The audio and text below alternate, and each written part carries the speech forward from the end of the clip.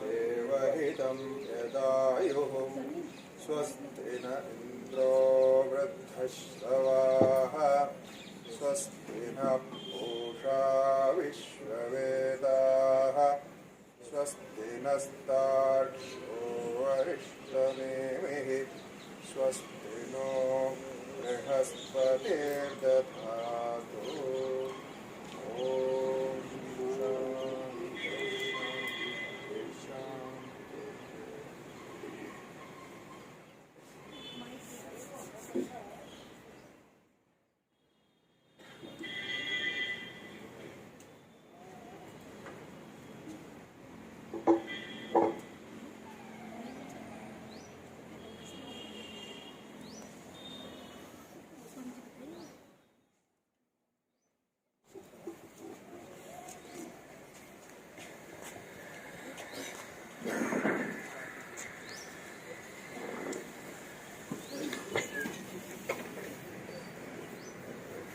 आज के अध्याय का प्रारंभ शांति पाठ से करेंगे। 3 ओंकार साथ में शांति पाठ की प्रथम पंक्ति दोहराएंगे। इसके पश्चात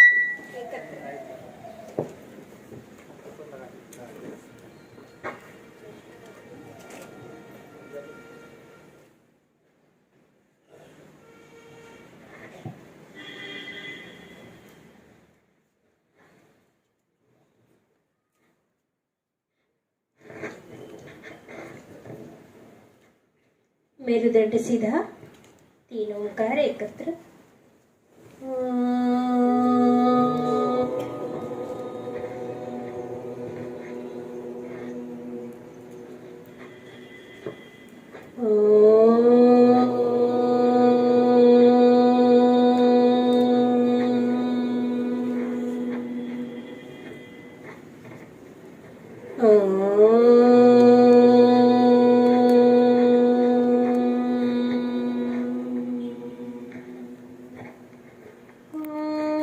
सहना भवतु, सहना भवतु, सहनौ भुनक्तु, सह वीर्यं करवावहै, तेजस्विनावधीतमस्तु मा विद्विषावहै। ॐ शांति शांति शांति। पूज्य स्वामी जी से अनुरोध है, आज का प्रश्नोत्तर आपके पास है, कृपया हमारा मार्गदर्शन करें, हमारे प्रश्नों का समाधान दें।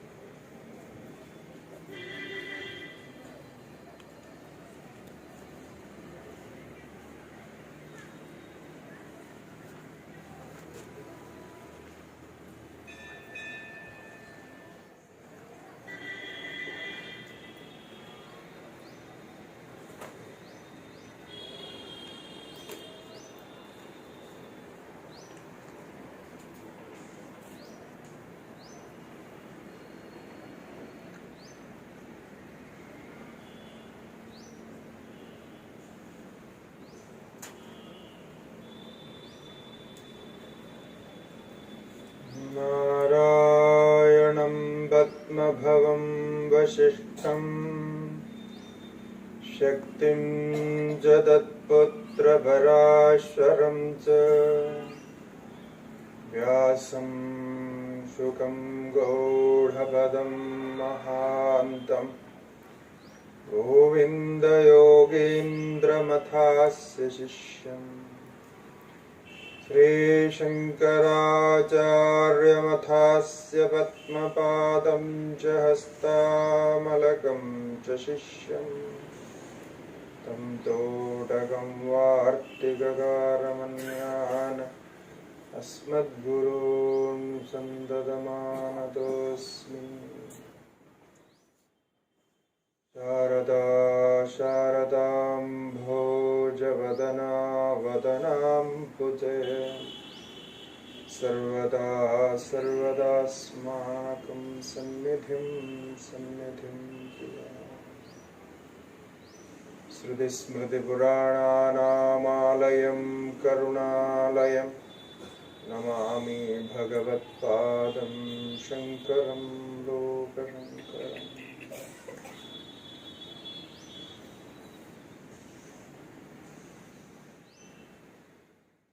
श्री गुरुभ्यो नमः। हरि ओम। नारायण।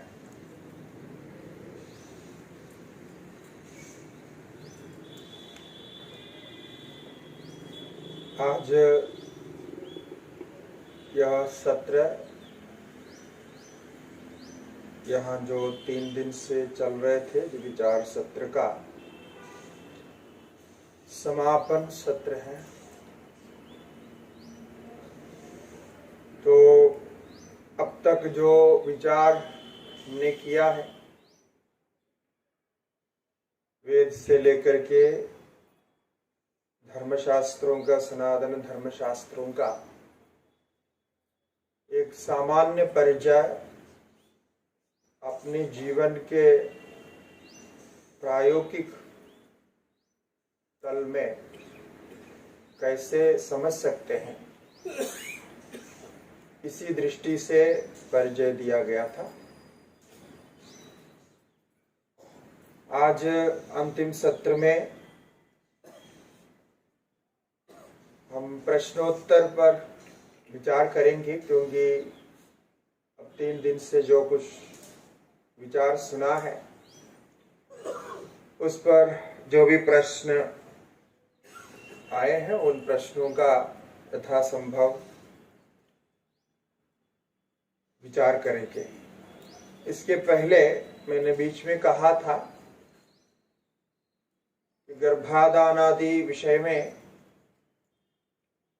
जब षोडश संस्कार के रूप में हम परिचय प्राप्त कर रहे थे उस समय ये कहा था कुछ ग्रंथों का हम परिचय देंगे, नाम देंगे, ताकि आप इसको और व्यवस्थित रूप से समझें और सनातन धर्म में ये जो संस्कार, आचरण इत्यादि रखे गए हैं ये आज वैज्ञानिकों को भी उस पर विचार करने का अवसर मिल रहा है। इसलिए विज्ञान, आज के जो विज्ञान है ये भी इस पर अपना विचार या रिसर्च आदि दे रहे हैं। तो ये इसलिए आवश्यक है जो हमारी युवा पीढ़ी है उनको इन बातों को यथार्थ रूप में समझने के लिए, इसकी क्या आवश्यकता है ये समझने के लिए कुछ तथ्यों को सामने रखना आवश्यक है। तो मैं उन कुछ पुस्तकों का मैं नाम दूंगा। एक तो सबसे पहले हिंदी में एक पुस्तक गर्भाधान आदि ये जो संस्कार है, ये एक संस्कार के नाम से ही पुस्तक प्रकाशित है। गुजरात में अहमदाबाद में पुनरुत्थान संस्थान करके एक संस्थान है, हमारे परिवार से ही जुड़े हुए हैं। सनातन धर्म के आचार विचार, ये संस्कार, इन पर काफी रिसर्च करके व्यवहारिक दृष्टि से कैसे आज कर सकते हैं, इस पर वे कार्य कर रहे हैं। तो उन्होंने इस पर गर्भाधान के विषय में, विवाह के विषय में अलग अलग पुस्तकें निकाली हैं, बड़े बड़े वॉल्यूम निकाले हैं। वो आप प्राप्त करके पढ़ना चाहिए। यहाँ पुस्तकालय में उसका, उनके सारे जो ग्रंथ हैं वो मंगवा सकते हैं, क्योंकि वो दोनों दृष्टि से, वैज्ञानिक दृष्टि से भी, आज के हमारे भारत के समाज के जो प्रैक्टिकल प्रायोगिक दृष्टि से भी बहुत अच्छा उन्होंने रिसर्च किया है। पुनरुद्धार संस्कार के जितने भी पुस्तक है वो मंगा सकते हैं।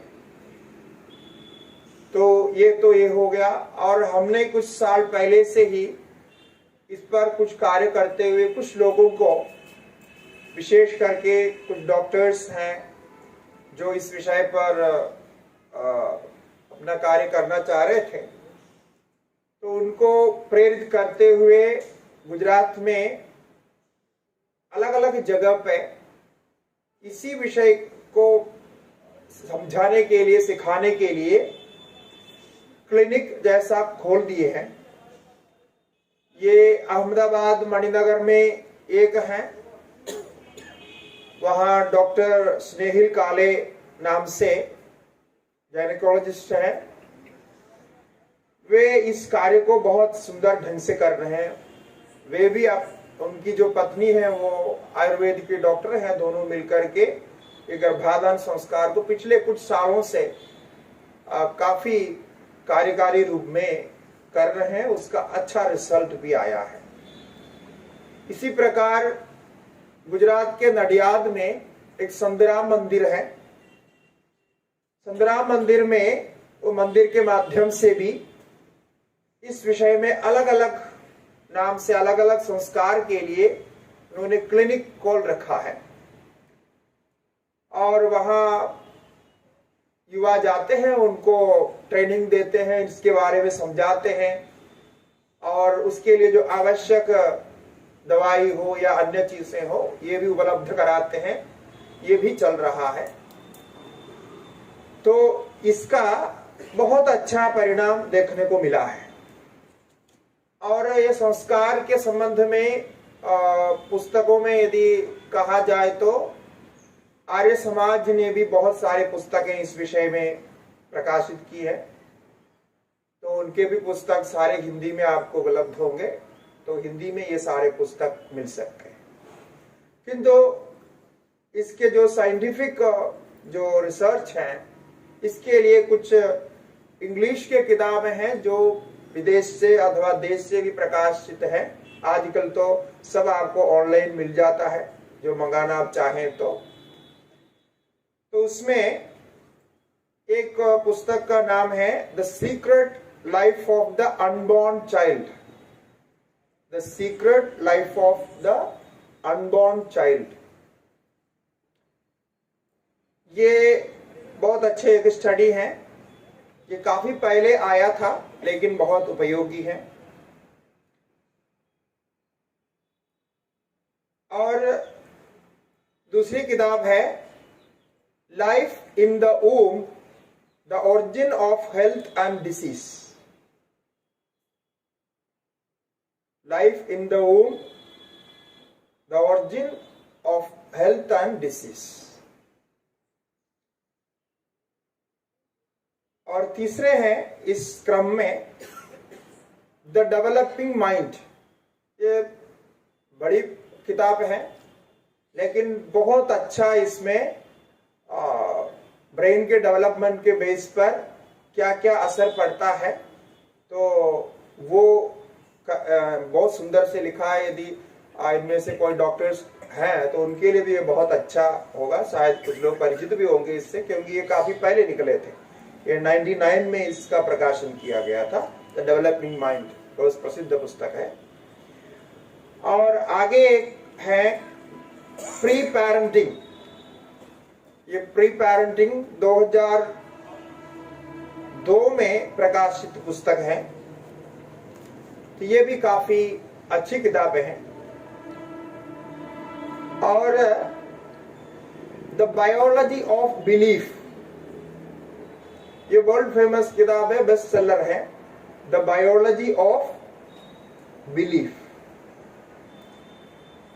और एक उसके साथ में है the honeymoon effect, the honeymoon effect करके हैं।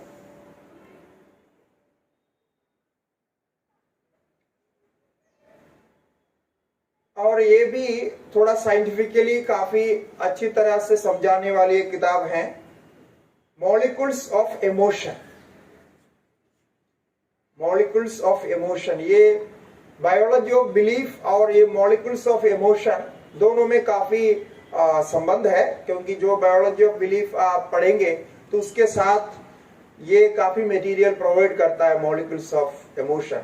प्योरली यानी साइंटिफिकली लिखा गया, थोड़ा बहुत जो साइंस को और फिजियोलॉजी एनाटॉमी को जानते हैं उनके लिए जल्दी समझ में आएगा, और जितने योगा का अभ्यास करते हैं उनके लिए भी काफी उपयोगी है, क्योंकि हमारे विचार विकार से शरीर में क्या असर होता है और उससे हमारे व्यवहार में क्या परिवर्तन होता है इत्यादि काफी अच्छी तरह समझाई गई है इन किताबों में।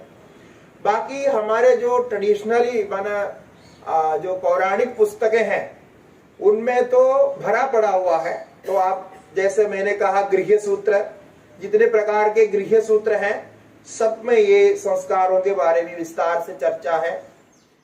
और मनुस्मृति में है, याज्ञवल्क्य स्मृति है, तो ये जितने भी स्मृतियां हैं, पाराशर स्मृति है, तो ये सारे स्मृतियों में भी इन संस्कारों के विषय में बताया है। तो वो भी आप जानकारी लेंगे तो संस्कार को क्यों करना चाहिए, जैसा अभी हमने यहाँ कहा, ये आपको समझ में आएगा। और उसका एक प्रकार से साइंटिफिक रीजंस और इसका कनेक्टेड जो भी जानकारियां आपको चाहिए वो सारे इन पुस्तकों में मिलेंगे। तो ये सबसे पहले इन किताबों में सबसे पहले आप बायोलॉजी ऑफ बिलीफ को पढ़ना चाहिए। तो छोटी भी किताब है और बहुत अच्छे गाइडेंस देते हैं और बाकी चीजें समझ में आता है, क्योंकि उसकी भाषा काफी सरल है जो सबको समझ में आएंगे, इसलिए ये वो बेस्टसेलर रहा इसी दृष्टि से।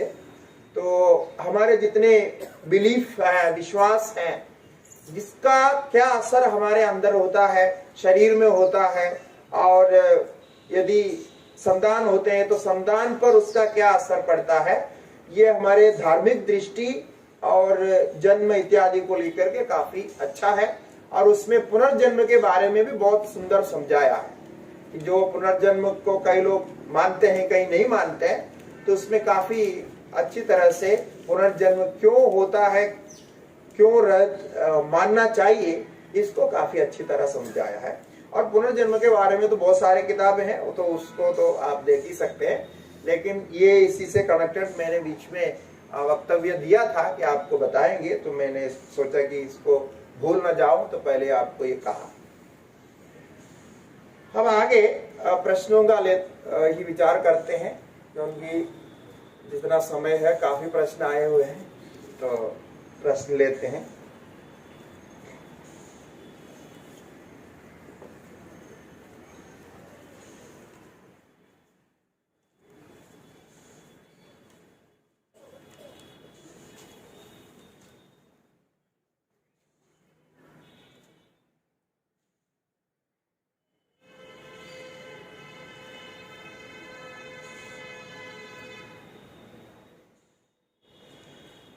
एक प्रश्न है कि गुरुकुल में विद्या पाने का अधिकार सभी को समान था, तो एकलव्य को गुरुकुल में विद्या देने से मना क्यों किया था? ये देखिए, विद्या प्राप्त करने का अधिकार समान है। ये अधिकार यानी आपको विद्या प्राप्त करने की इच्छा तो समान हो सकती है, किंतु काल अलग अलग काल में अलग अलग समय में वहां के सामाजिक परिस्थिति के अनुसार हमारे भारत में, क्योंकि भारत एक संस्कार से तो है, सनातन संस्कार को मानने वाले हैं, लेकिन राजनीतिक दृष्टि से पहले अलग अलग राजाओं के राज्य रहा है, ये तो आप जानते हैं। इसके कारण उस समय के जो राजा, उनके मंत्रियों के द्वारा, वहां के विद्वानों के द्वारा और वहां के जो शास्त्रज्ञ हैं उनके द्वारा जो राज्य में जैसी व्यवस्था नियम के रूप में यानी संविधान के रूप में उस राज्य के लिए व्यवस्थित करते थे, वैसे ही वो राज्य चलता था। इसलिए आज इतने हजारों साल के बाद आज की जो व्यवस्था में, आज की दृष्टि से हम देखने से हमें इतना पूर्व में वहां क्या क्या मान्यताएं थी ये स्पष्ट समझ में नहीं आता। इसलिए सनातन धर्म का जो दार्शनिक दृष्टि है, ये जैसा हमने प्रातः काल विचार किया, उसमें तो अद्वैत ज्ञान है, सभी ईश्वर को मानने वाले हैं, और जो मौलिक सिद्धांत है ये एक ही था, और वो 1000 साल पहले भी वही था, 5000 साल पहले भी वही था, और सभी युग में वही रहा, अभी भी वही है, आगे भी वही रहेगा। किंतु इसके आधार पर जो राजनीतिक परिवर्तन होता है समय समय पर, और नियम बनते हैं, संविधान बनते हैं, व्यवस्था बनती है, ये हमेशा अलग अलग रहा है, इसको स्वीकार करना होगा। इसीलिए उस समय में जो कथा है एकलव्य की, द्रोणाचार्य और पांडव कौरवों के संबंध में जो कथा है, उस कथा के अनुसार एकलव्य को वो अधिकार प्राप्त नहीं था। एक कारण तो ये था। दूसरा कारण ये था कि गुरु के मानने में गुरु की अनुज्ञा होना भी जरूरी है। तो वो एक नियम पहले से है, आप किसी को गुरु मानते हैं या आपकी भावना हो सकती है। अब वो आध्यात्मिक में या अन्य प्रकार से हो तो चलेगा, उससे कोई कार्य नहीं होता है तो चलेगा। किंतु ऐसी विद्याओं में जो धनुर्विद्या हो या अन्य अन्य विद्या हो जो प्रयोग में आता है, ऐसी विद्याओं के लिए केवल आप कोई गुरु के नाम लेकर के मैंने उनको गुरु माना और मैंने विद्या सीखी, ये बोलने से नहीं चलेगा। ये अभी भी नहीं चलता है, पहले भी नहीं चलता था। तो ऐसे कुछ सामाजिक और कुछ नैतिक कारण रहे हैं जिससे एकलव्य को ऐसे मैंने द्रोणाचार्य ने अंगीकार नहीं किया है। अब उसको क्या व्याख्या करते हैं, जो प्रश्न का पीछे का कारण ये है कि उसकी ये व्याख्या करते हैं कि उसके जाति दूसरे हैं या उनका वो अधिकार नहीं था, आदि आदि। वो भी आप कर सकते हैं, क्योंकि अब हम उसका निराकरण करने के लिए हमारे कोई प्रमाण नहीं है, वो अलग जाति के रहे हैं, बात सही है। और आज भी वो जाति की सारी व्यवस्थाएं, अव्यवस्थाएं, सब कुछ आज अभी भी लागू है। किंतु ये दो कारण हैं यदि शास्त्र दृष्टि से देखें तो। एक तो ऐसे विद्याओं को केवल गुरु की मान्यता से, यानी आप गुरु का फोटो रख दिया और मान लिया, जैसा कोई समझो कोई एमबीबीएस पढ़ना चाहता है, उसको अवसर नहीं मिला, वो कोई एमबीबीएस के पुस्तक निकाल करके या मेडिसिन के कोई भी पुस्तक निकाल करके, वो जो कोई लेखक होगा उसमें बड़े डॉक्टर होंगे, तो उसका नाम लेकर के मैंने इन्हीं से विद्या प्राप्त किया, वो किताब पढ़ करके विद्या प्राप्त किया, बोलने से कोई एमबीबीएस होता है क्या? और ऐसा कोई कहेंगे आप, वो अपना जो है प्रैक्टिस शुरू करेंगे कि हम अमुक डॉक्टर के शिष्य हैं, तो कितना गलत होगा। इसीलिए गुरु के साथ रह करके गुरु से साक्षात जो विद्या प्राप्त करने के विधान जिन विद्याओं के विशेष में है, उन विद्याओं को दूसरे प्रकार से प्राप्त करने से उसको वैध नहीं माना जाता है, तो अवैध रूप से उन्होंने प्राप्त किया था। इसके एक मुख्य कारण इसको ऐसा माना जा सकता है। तो बाकी अधिकार की दृष्टि से आप देखेंगे अनेक लोग उस समय भी उनके लिए उनके अधिकार में जो जो विद्याएं थी वो प्राप्त करके प्रवीण होते थे। उनको भी मान सम्मान वैसे ही प्राप्त था जो अन्य लोगों की विद्याएं होती थी। और अलग अलग जैसे 64 प्रकार की कलाएं हैं, 64 प्रकार की कलाओं में अलग अलग लोग थे और जिनको उन कलाओं में अधिकार नहीं था उनको करना नहीं है, और जिनको अधिकार था वो ही वो कर सकते थे। तो हमारे यहाँ बहुत समय से इस प्रकार की अलग अलग व्यवस्थाएं रही है। तो ये व्यवस्थाओं की दृष्टि से ऐसा नियम कानून बनता है। संतान की प्राप्ति व्रत में पति को किसी का मयत या अंतिम संस्कार में नहीं जाने का बताया। मानव समाज सामाजिक जीव है, ऐसे कैसे संभव है, इसका कोई उपाय? तो ये हमने कहा था और जो शास्त्र में लिखा हुआ मैंने कहा था कि इसका ये कारण है कि सामाजिक दृष्टि से तो आप नहीं जाने से कोई दुविधा पैदा हो जाएगी, ऐसा आप आशंका कर रहे हैं, किंतु ऐसा नहीं होता क्योंकि ये आपकी परिस्थिति ऐसे है, आप नहीं जा सकते हैं, नहीं जाना चाहिए। यदि लोगों को मालूम हो जाएगा तो ये कोई गलत बात नहीं है, सबको मालूम पड़ता। समझो आप बीमार हैं, नहीं जा सकते हैं और ऐसे एक परिस्थिति है, आप इस प्रकार से नहीं जाना चाहते हैं, तो उसमें कोई प्रश्न नहीं होता है। इतने कमजोर नहीं है हमारे समाज की इतने की एक छोटी सी बात को लेकर के अब बहुत बड़े जो है कुछ ऐसे विवाद हो, ऐसे कोई ये नहीं है। आप पालन करना चाहते हैं तो ये सबको मालूम हो जाएगा, इस कारण से नहीं आया है, तो वो कारण मालूम है तो उसमें कोई असुविधा नहीं। एक गौण में विवाह नहीं करना चाहता है, ऐसा संस्कार में बताया गया है। एक गण में वर्ण गोत्र में, अच्छा ठीक है, अच्छा एक गोत्र में विवाह नहीं करना चाहिए, ये संस्कार में बताया। किंतु दक्षिण भारत में मामा बुआ में ही शादी होती है, ये गलत है।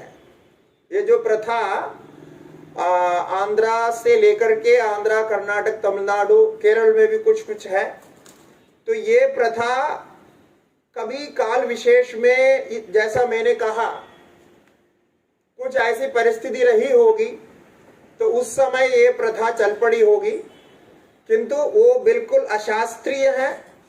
हम उसके निंदा करते हैं और जहां भी हमको मालूम पड़ते हैं हम उसका शास्त्रीय रूप से उसका समाधान करते हैं।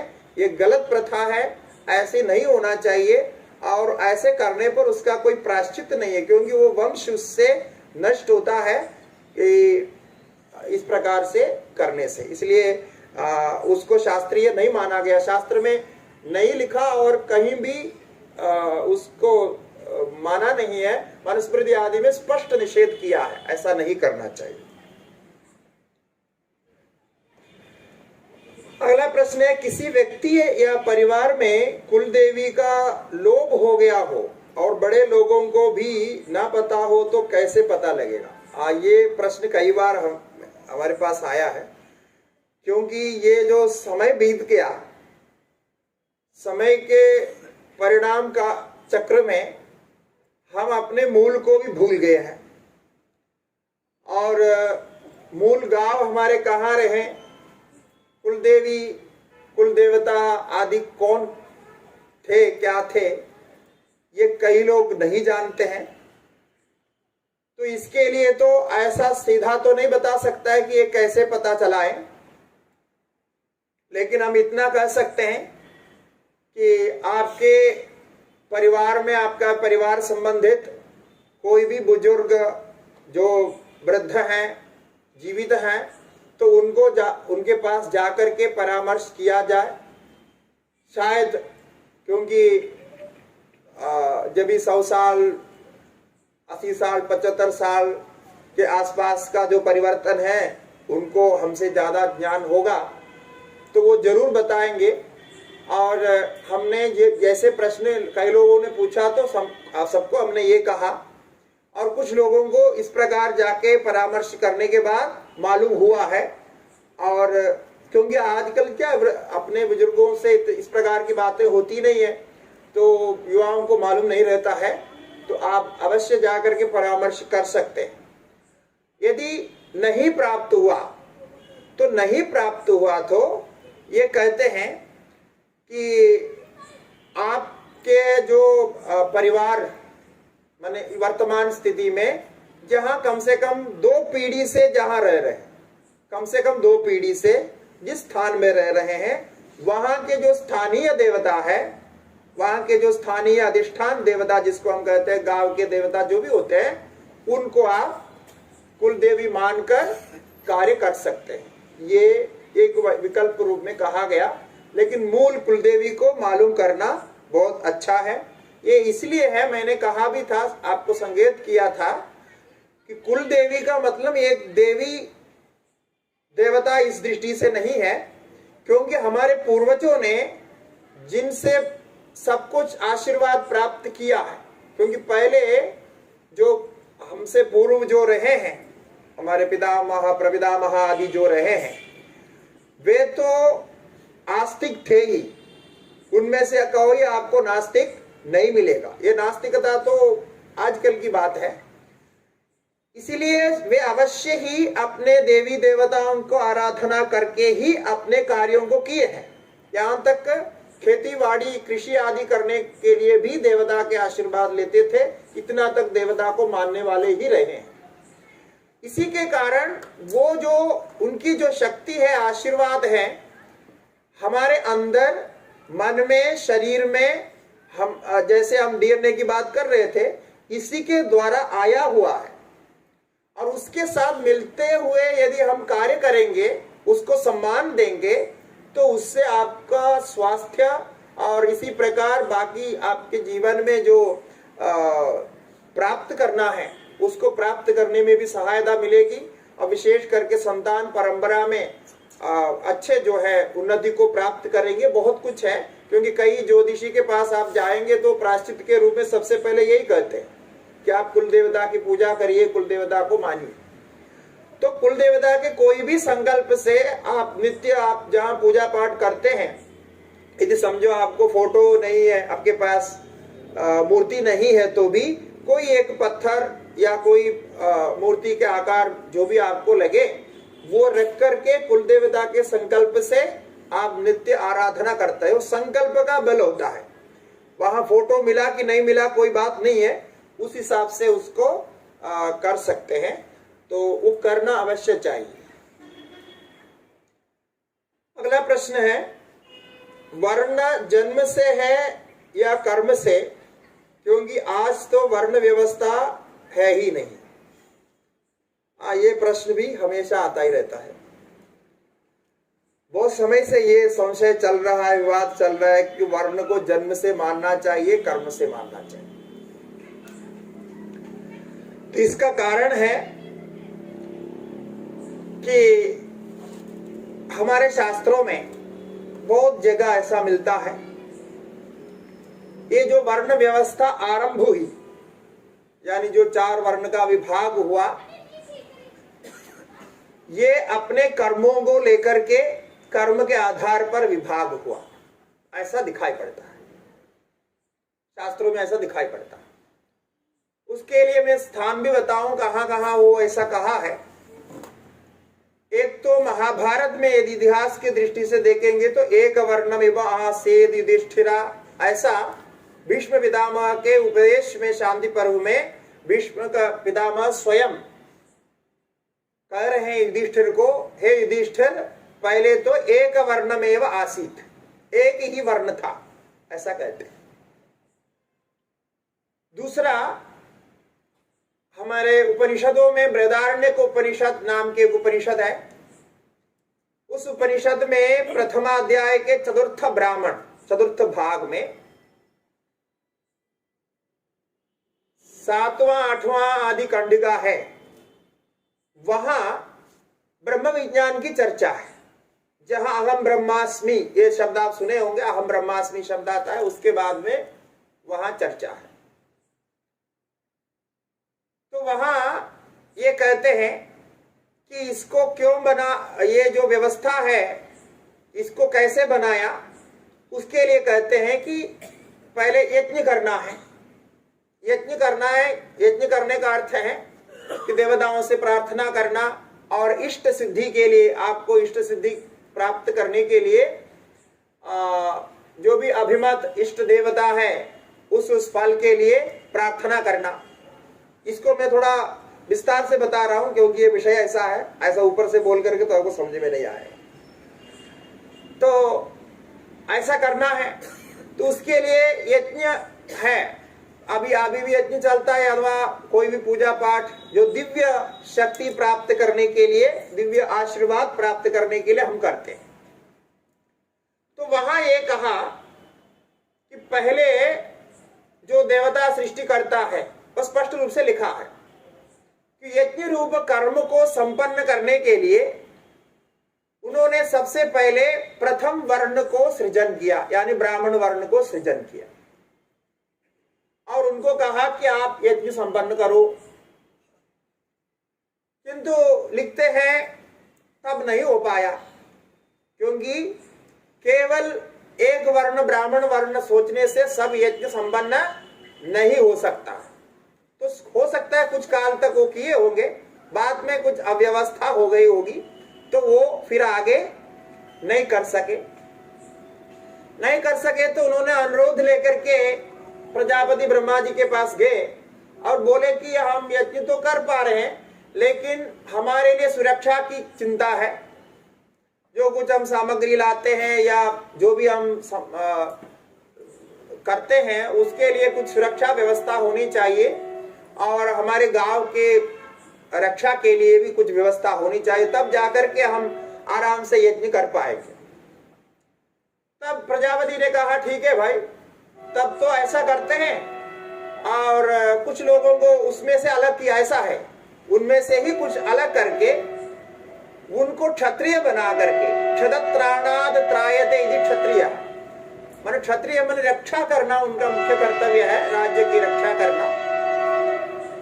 तो उसी दृष्टि से वहां कहते हैं कि उसके लिए क्षत्रिय वर्ण को बनाया, फिर दूसरा वर्ण उत्पन्न हो गया, और ये भी कुछ समय चलता रहा।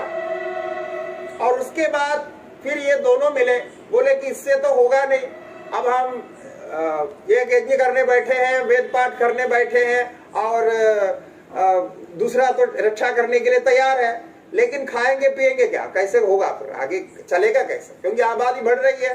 तो सबके लिए भोजन आदि की व्यवस्था चाहिए, धन धान्य चाहिए, और फिर आदान प्रदान इत्यादि सब करना पड़ेगा, व्यवसाय करने की आवश्यकता होगी। जैसे हमारे भारत देश भी आजकल व्यवसाय की ओर बहुत सोच रहे हैं। तो इस प्रकार की स्थिति आ गई। तो धन संपादन करने के लिए कुछ जरिया चाहिए। तब फिर प्रजापति के पास आवेदन लेके गए ये दोनों, वहां जाके बोले कि कुछ तो करनी पड़ेगी, ऐसी ऐसी व्यवस्था की कमी पड़ रही है। तो उन्होंने कहा ठीक है भाई, तब ऐसा करते हैं, तो कुछ लोगों को इस व्यवसाय में लगा देते हैं। तो वो कुछ खेती भी करेंगे, धान्य आदि के संपादन करेंगे, फिर सबका पालन करेंगे, पशुओं का भी पालन करेंगे, कोई गाय आदि की रक्षा करना है, ये सब एक काम, ये सब कर कैसे करेंगे, ये तो पूजा में बैठेगा, ये रक्षा करेगा, फिर वो दूसरा करने के लिए जरूरत है। ऐसे लंबी कथा बनाई वहां। तो उसके बाद ये सब कार्य उनको सौंपा, तो वो तीसरे वर्ण बनाए जो इस प्रकार के सब व्यवसाय आदि कार्य करते हैं, जो उसी के द्वारा धन संपादन करके वो राजा को देते हैं, और राजा उसी से पुरोहितों से यज्ञ कराते हैं। तो इस प्रकार का 3 क्रम बन गया। लेकिन कुछ समय फिर चलने के बाद ये हुआ, तो उसी से भी पूरा व्यवस्था नहीं बन पा रही थी। तो और भी सेवाएं होती है, उन कार्यों को पूरा करने के लिए ये नहीं हो पा रहा। आपको समझना पड़ेगा, आबादी और बढ़ गई और व्यवस्था विस्तार हो गई, तब जाकर के चतुर्थ वर्ण के बनाया। तो ऐसे एक कथा मिलता है, इससे पता चलता है कि कर्मार्थम सृष्टाः वर्णाः, ऐसा शब्द वहां प्रयोग किया। कर्म के लिए ये 4 वर्ण की व्यवस्था बनाई है, ऐसा कहा है। ऐसे बहुत जगह अलग अलग निमित्त से ये उत्पत्ति के पूर्व काल में एक ही रहा, बाद में धीरे धीरे विभाग किया, ये कहा है। और ये जो 4 की व्यवस्था है ये कोई मनुष्य ने नहीं बनाया है, ये आप मान लीजिए, क्योंकि इस यदि ये कोई मनुष्य ने या कोई कुछ व्यक्तियों ने बनाए होते, जैसा आजकल कुछ लोग जो पाश्चात्यों के लेख पढ़ करके और प्रचार करते हैं कि ये सब जो है मनुष्य ने बनाया, ऐसा नहीं दिखता है। वेद में स्पष्ट रूप से 4 वर्णों की उत्पत्ति पुरुष सूक्त में ही है। प्रथम जो सर्व प्रसिद्ध सूक्त है चारों वेद में, उसमें ही अलग अलग विभाग बताया है। और बाकी जितने भी ग्रंथ आते हैं, जैसा मैंने पहले ही दिन कहा कि सभी में इस प्रकार की व्यवस्था है। और भगवान गीता में स्वयं कहते हैं, क्योंकि ये कोई मनुष्य के ऊपर छोड़ेंगे तो फिर वहां विवाद होगा, झगड़ा होगा, उनको शायद पता था, इसलिए भगवान ने कहा कि चातुर्वर्ण्यम मया सृष्टम का। देखो जो भी कुछ आपको बोलना है वो मेरे ऊपर बोलो, चातुर्वर्ण्यम मैंने ही बनाया, ऐसा भगवान भी कह रहे हैं। तो इस प्रकार से उसकी कथा है। अब जो है ये कर्म से लेकर के ही ये सारी व्यवस्थाएं बनी है और उनका अलग अलग लक्षण दिया है कि प्रथम वर्ण का क्या लक्षण रहते हैं, उनका क्या कार्य होता है, क्या अकार्य होता है, द्वितीय वर्ण का क्या कार्य है, क्या अकार्य है, ऐसे सारी व्यवस्था बनाई थी और वो उस प्रकार से चल रहा था। किंतु जैसा समय का परिवर्तन होता गया, होने के बाद में जैसा होता है सर्वत्र होता है, एक एक वर्ण से दूसरे वर्ण में जाना या किसी को किसी के वर्ण पसंद नहीं आना, ऐसी भी व्यवस्था हो गई होगी। कुछ माने लोगों में इस प्रकार की भावना बनी होगी। तब राजाओं के द्वारा उसको व्यवस्थित करके रखने के लिए नियम कहा गया था। तो सत्य तो यह है कि ये आरंभ में कर्म को मुख्य बिंदु में रख करके ही ये 4 व्यवस्था बनी थी, किंतु ये बाद में उसको जन्म से भी मानना पड़ा, जन्म से ही उसको स्वीकार करना पड़ा, जो अभी भी हम मानते हैं। उसका कारण क्या है कि समझिए जैसा जैसा लक्षण दिया गया, अब जो प्रथम वर्ण, द्वितीय वर्ण, तृतीय वर्ण, चतुर्थ वर्ण का जो जो लक्षण दिया गया, जो कर्म दिए गए हैं, अब वो कर्म वो नहीं करेंगे या फिर बदल के करेंगे। हो सकता है वो जन्म लेकर के कुछ साल तो पूजा पाठ कर रहे हैं, बड़े भक्ति रहे, को सब कुछ ठीक ठाक रहे, और बाद में वो चला गया भौज में, तो भौज में जाने से सब पूजा पाठ छूट गए। अब वो भौज में जाने से वो कौन सा वर्ण का हो गया? क्षत्रियों का काम हो गया। फिर वहां जाकर के वो सब काम करने लगे और बाद में आकर के भौज से रिटायर्ड होकर के वापस आ गया, थोड़ा पैसा वैसा मिल गया तो वो व्यवसाय शुरू कर दिया, दुकान चलाना शुरू कर दिया, या कुछ शुरू कर दिया, तब वो हो गए वैश्य वर्ण के। ऐसा संभव है क्या? नहीं संभव है, ऐसा तो हो नहीं सकता। एक को 3-4 वर्ण में अलग अलग समय में माना जाए, इतना कर्म से लेकर के व्यवस्थित नहीं हो सकता। दूसरा, जैसे हम विवाह आदि के विषय में कहें, अब विवाह आदि करने के लिए आप कब तक वर और वधु को देखते रहेंगे कि ये कौन से वर्ण के कार्य कर रहे हैं, ये कितने साल से ऐसा कर रहे हैं, कौन से कर्म ये अच्छा कर रहा है, कौन सात्विक है, क्या वो पूजा पाठ करता है कि नहीं करता, उसके अंदर क्या गुण है, ये कैसे पहचानेंगे? कोई जरिया है ही नहीं। तो इसलिए फिर वो निश्चय नहीं हो पाएगा। तो अव्यवस्था होगी ना, देश कैसे चलेगा कि आप इस प्रकार देखते रहेंगे, अभी पता ही नहीं चल रहा है। और कई लोग ऐसे होते हैं, शुरू में बहुत अच्छे होते हैं और बाद में बिगड़ जाते हैं, तो उसका क्या करेंगे? इसीलिए कर्म मात्र दे करके ये व्यवस्था नहीं बन पाएगी। ये तो दूसरा कारण है। तीसरा कारण ये है, जैसा अभी हमने पहले कहा था,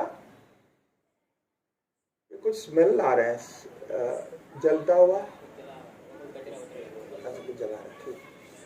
तो तीसरा कारण यह है, जैसा हमने जीन की बात कही थी, तो जो कर्म शुरू में सृष्टि के काल में कर रहे थे या कर्म की परंपरा चल रही थी, तो उस परंपरा में उस जेनेटिकल जो भी शरीर के घटना है, तो उसमें उस वर्ण के उस परंपरा के संबंधित गुण आ जाते हैं, स्वाभाविक गुण आते हैं। ये कल हमने विस्तार से बताया था।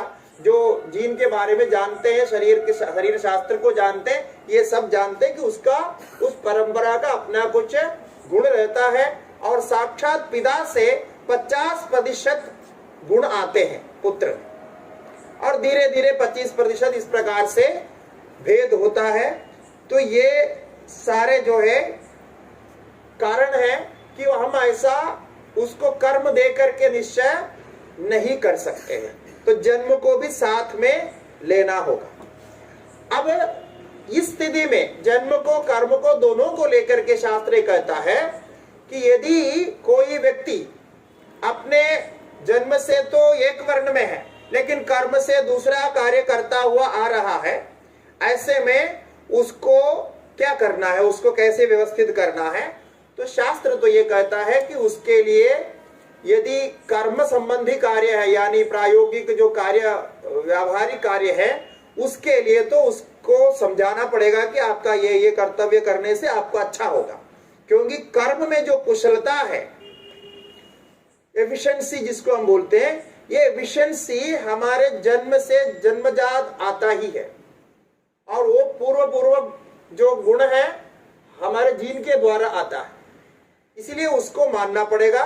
उस कार्य में उसको लगाएंगे तो जिस कार्य के लिए उसके पास ऑलरेडी कुछ इंफॉर्मेशन है जीन के द्वारा, उसके दिमाग उसके स्वभाव सब चलता है, उसी के अनुसार उसको रहने देना चाहिए। दूसरे, जीवन शैली में जो हमारे पूर्वजों की जीवन शैली है, खाना पीना रहना काम करना इत्यादि के लिए, वो भी हमारे शरीर में मन में वैसे के वैसे आता है। ये तो आप सभी जानते हैं कि इस प्रकार का गुण आता है, तो उसी प्रकार खाना पीना व्यवस्था आप रखेंगे तो आपको आपका शरीर अच्छा रहेगा, ये भी इसका कारण है। और दूसरा, ये जो हमारी व्यवस्था है आजकल भारत में, संविधान की व्यवस्था, ये जो भी व्यवस्था है, जहां भी जाति के संबंध में बात होती है, कहीं भी कर्म को लेकर के जाति नहीं मान रहे, जन्म को लेकर के ही मान रहे। जो आरक्षण आदि दिए गए हैं ना, सबको लोग जानते हैं, तो आरक्षण आदि दिए गए वो किस प्रकार दिए गए? कर्म दे करके दिया है कि जन्म दे करके किया? जन्म दे करके ही किया। तो कर्म की बात कहाँ होती है? कहाँ आप बोलिए आज के समय में कर्म को लेकर के कुछ आध्यात्मिक केंद्रों में या आध्यात्मिक स्थानों में ये इसकी चर्चा होती है, बाकी संविधान की दृष्टि से, व्यावहारिक दृष्टि से कहीं भी इसकी चर्चा नहीं है, प्रैक्टिकली नहीं हो सकता। यदि संविधान में ऐसा लिखा जाए कि अमुक अमुक प्रकार से कर्म करने वालों को ही आरक्षण देना, बाकी को नहीं देना, तो आप देखना क्या हो जाएगा यार, कितनी सरकारें गिर जाएगी। तो हो ही नहीं सकता है, ये प्रैक्टिकली नहीं है। तो इसीलिए वहां भी जाति के हिसाब से उसे ही होता है, और बहुत सारे और उदाहरण हैं।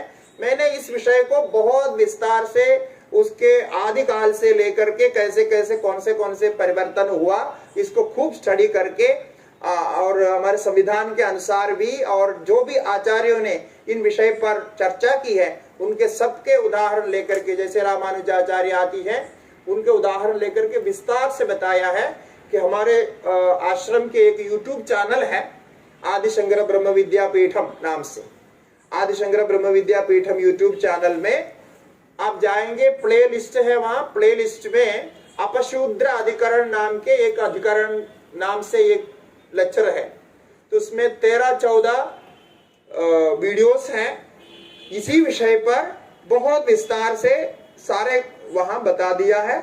और तत्त कर्म को करने के लिए कैसी व्यवस्था, किसको कैसे करना चाहिए, और सब मिलकर के रहने के लिए क्या शास्त्र ने निर्देश दिया, ये सारे मैंने वहां विस्तार से बताया, आप उसको देख सकते हैं। कि यहाँ प्रयोजन की दृष्टि से, फल के दृष्टि से कोई भेद नहीं है। ये मैंने बीच में भी 2-3 बार बताया था। जो सबसे बड़े शंका होती है कि हम ये काम करने से वो फल हमें कैसे मिलेगा। शास्त्र ये कहता है स्वे स्वे कर्मण्य अभिरतः संसिद्धिम लभते नरः, ये सर्वत्र कहा है। अपने अपने कर्तव्यों को जो आपके बिरादरी में आपको कर्तव्य रूप से मिला है, आप करने में योग्य है, समर्थ है, कुशल है, उन कर्मों को करते हुए आप जरूर सफल हो सकते हैं। आपको स्वर्ग मिलेगा उसी कर्म से, इसमें फल में कोई परिवर्तन नहीं है।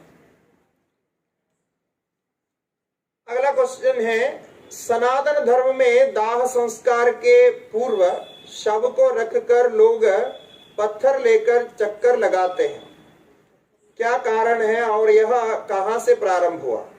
कन्याओं के दाह का संस्कार करना चाहिए या नहीं? इसमें ये जो पत्थर लेकर के घूमने की बात है, मुझे याद नहीं है, क्योंकि ये रिवाज के विषय में बहुत मुश्किल होता है। अलग अलग गांव में अलग अलग जगह पे अलग अलग होता है। मैंने कभी देखा नहीं है पत्थर घुमाने की बात।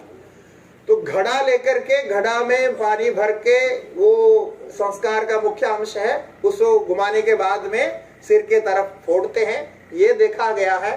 शायद कहीं ऐसे समय रहा होगा, कभी कुछ समय कभी वो उसको घड़ा नहीं मिला होगा और घड़ा के नाम से संकल्प करके एक पत्थर लेकर के घुमा होगा, फिर ऐसा कुछ हो सकता है। क्योंकि हमारे यहाँ रीति रिवाज बनने में बहुत देर नहीं लगती है। तो क्योंकि लोगों को जानकारी कम है, तो फिर वो कोई किया है, कुछ लोग किए हैं, तो वो देख देख करके दूसरे लोग भी करते जाते हैं। आप 20-25 साल के इतिहास निकाल के देखेंगे तो आपको पता चलेगा बहुत सारे नए नए रिवाज बनते जाते हैं। इसलिए इसके विषय में कुछ कहना कठिन है, वो तो आपके अपने जो है संप्रदाय के अनुसार देखना चाहिए। और सामान्य रूप से मैंने जहां तक जाना समझा कि पूरे भारत में ये जो मुख्य मुख्य जो संस्कार है एक ही प्रकार से चलता है।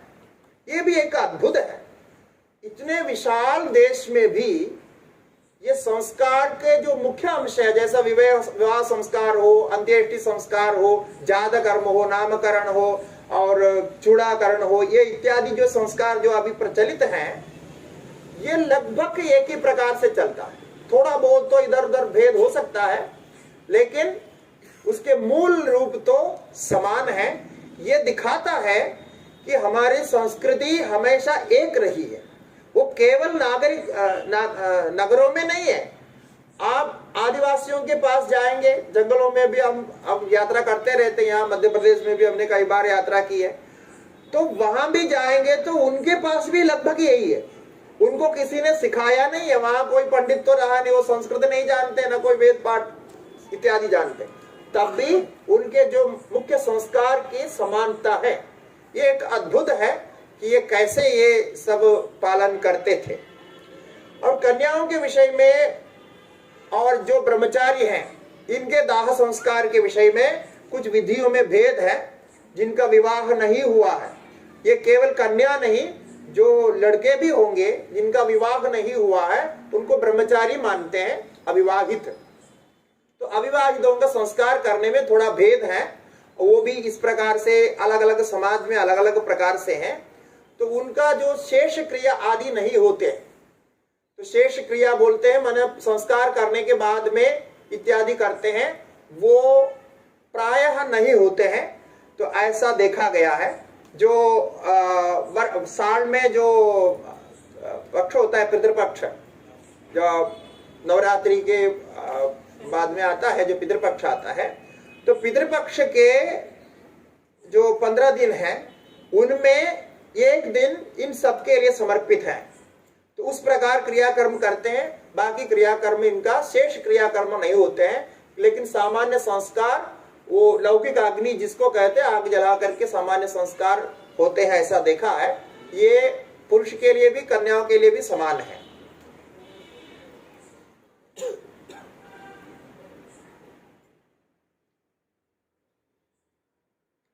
क्या वैश्य का पुत्र क्षत्रिय कार्य में नहीं जा सकता या क्षत्रिय का कर्म नहीं कर सकता? अभी इस विषय में अभी हमने यहाँ चर्चा की है। नहीं कर सकता ऐसा कोई नहीं कर सकता है।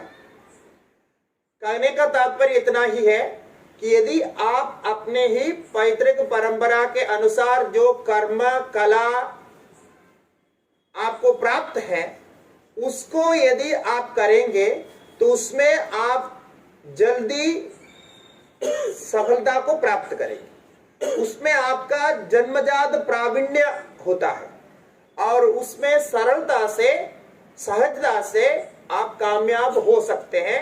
यही ये कहने का तात्पर्य है। बाकी नहीं कर सकते हैं, कोई नहीं करता, आजकल सभी करते हैं, वो नहीं करना चाहिए। इसका कारण, शास्त्रीय कारण मैंने बताया।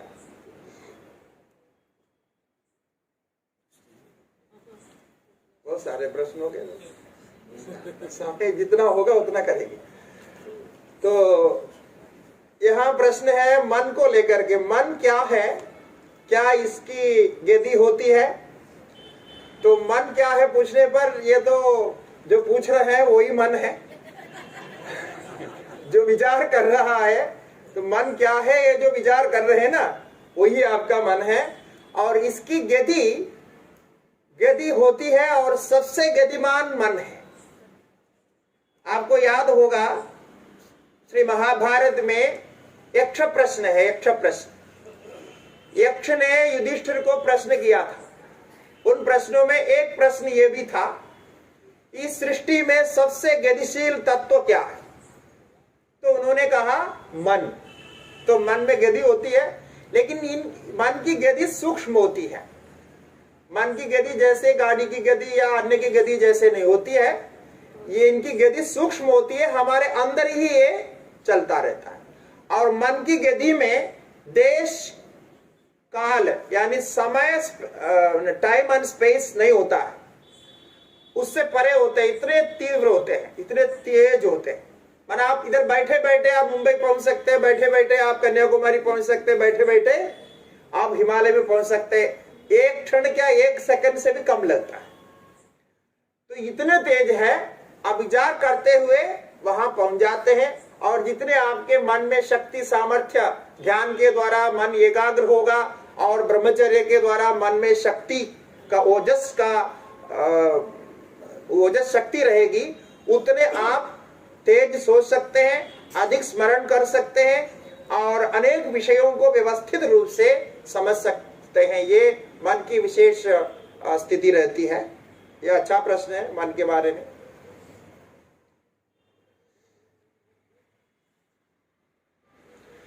महिला विश्राम घाट क्यों नहीं जाती है? विवाह क्यों जरूरी है? स्मशान घाट, हाँ ठीक है, ये विश्राम घाट ही लिखा है इसमें। हाँ, वो विश्राम घाट ही है, जो समझो अंतिम विश्राम करते हैं इसलिए।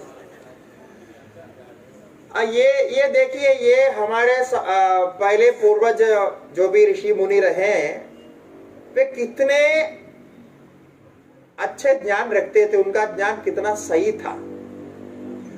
और मनशास्त्र जिसको हम आज साइकोलॉजी कहते हैं, और इमोशंस जिसको हम भाव, विकार, भावना इत्यादि कहते हैं, इनके सबके बारे में उनको बहुत अच्छा ज्ञान था। हम देखते हैं कि महिलाओं के अंदर, अब ऐसे महिलाएं इधर बैठी है, कोई बुरा नहीं समझना, आपको ये बताने का नहीं, वास्तविकता बता रहे। ये महिलाओं के अंदर, महिलाएं ज्यादा इमोशनल होती है, यानी उनके अंदर विकार, ये भावनाएं जल्दी जल्दी आती हैं और बहुत जल्दी वो रिएक्ट करती हैं। वो प्राकृतिक है। वो प्राकृतिक इसलिए है क्योंकि बच्चों को जन्म देकर के परिपालन करना महिलाओं का प्राकृतिक जीवन का जो कार्य लक्ष्य ऐसा है।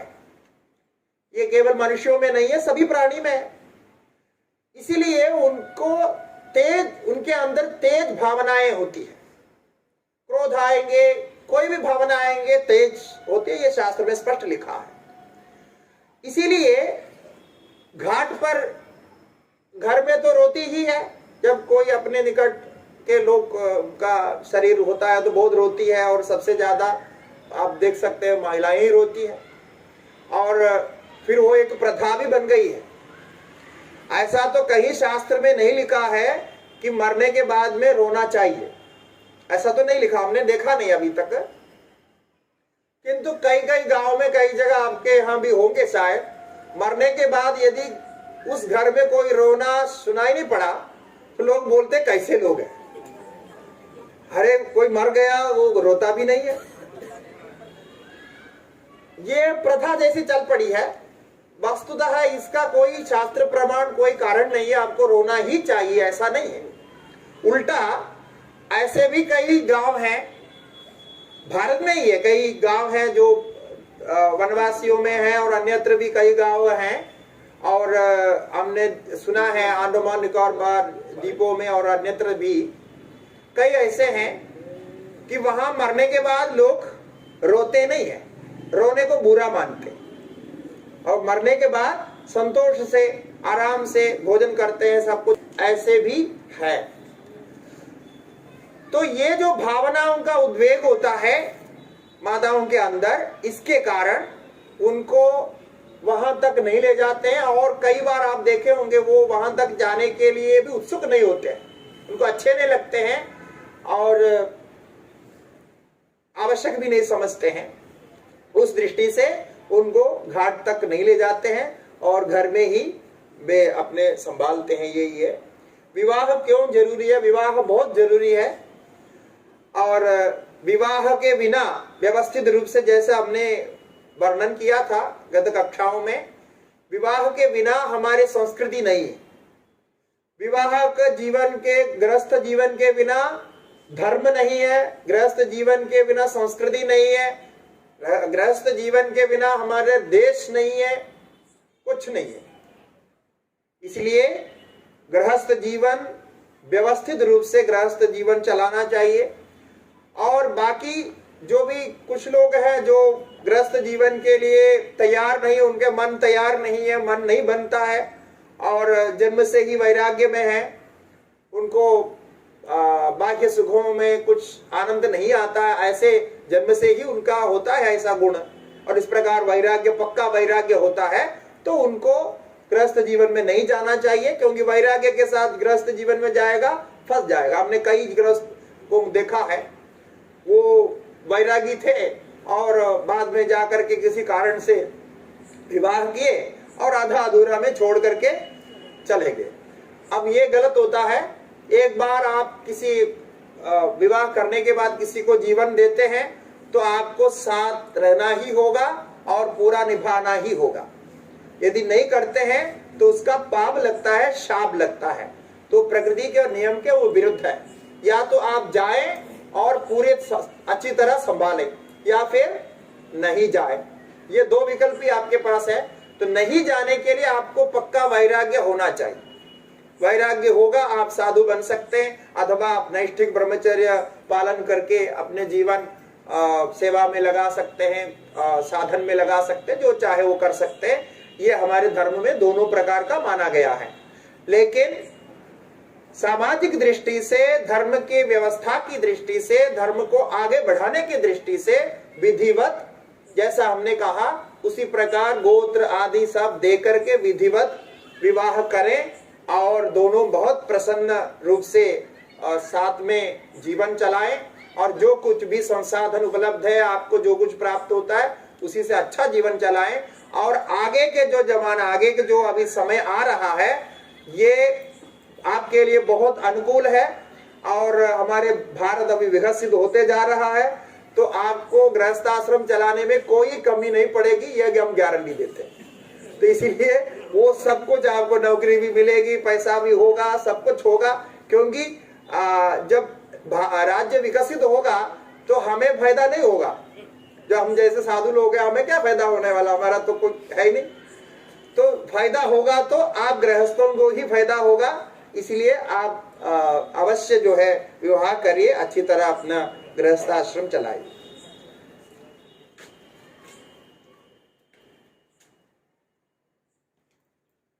प्रश्न है, पितृ तर्पण से कैसे पूर्ण हो सकते हैं? पितृ तर्पण के संबंध में है।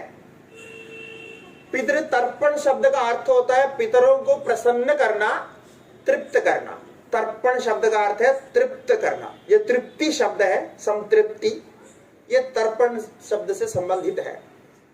तो पितरों को प्रसन्न करने के लिए, हमारे जो पितर चले गए हैं उनको प्रसन्न करने के लिए हम तर्पण करते हैं। वस्तुतः जब तक आप गृहस्थाश्रम में हैं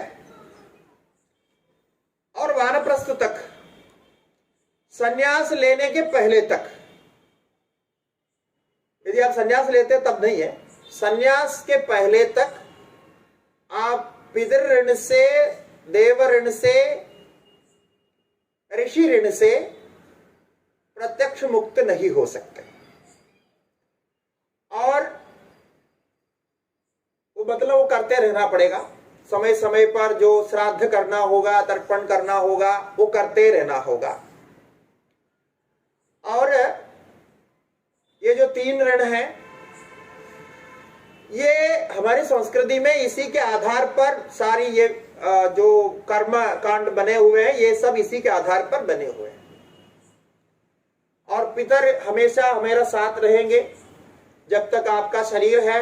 ये शरीर का स्वास्थ्य, मन का स्वास्थ्य, ये सब पितरों के आशीर्वाद से, ऋषियों के आशीर्वाद से ही प्राप्त है। उस दृष्टि से उनको धन्यवाद देता रहना, ये पितृतर्पण के अंदर जो भावना है वो ये है कि उनके प्रति कृतज्ञता प्रकट करना।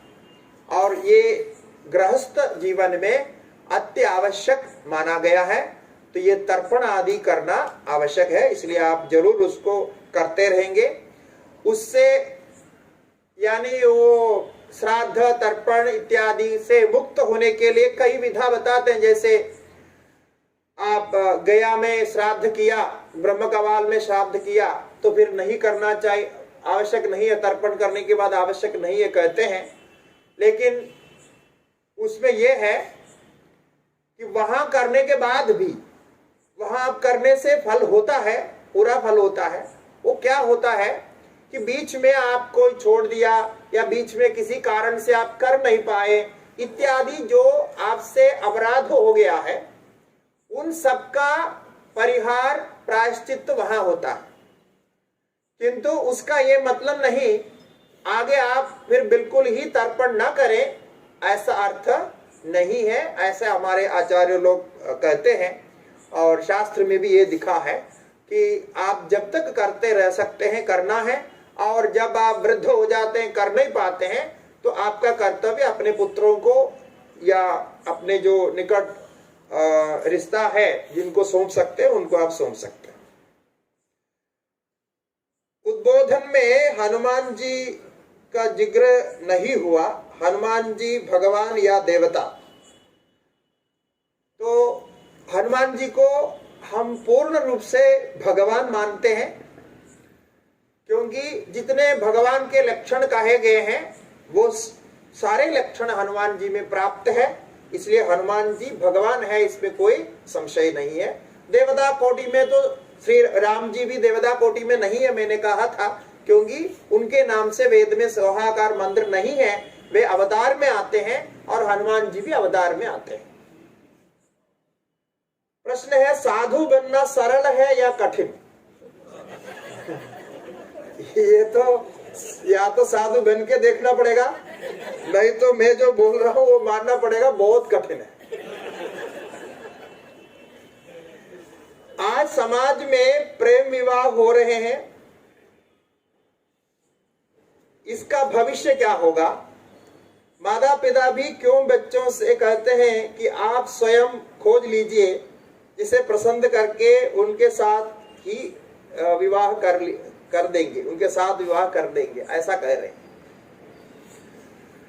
ये प्रेम विवाह हमेशा एक सेंसिटिव विषय रहा है, और पहले भी हमारे ऋषि मुनियों ने ये देखा है। ऐसा नहीं कि प्रेम विवाह आजकल हो रहे हैं, आजकल उसकी मात्रा बढ़ गई है, ये तो अवश्य कह सकते हैं, किंतु पहले भी होते थे।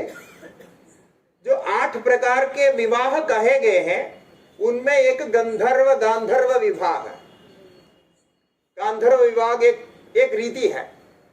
ये गांधर्व विवाह के अंतर्गत ये प्रेम विवाह आता है।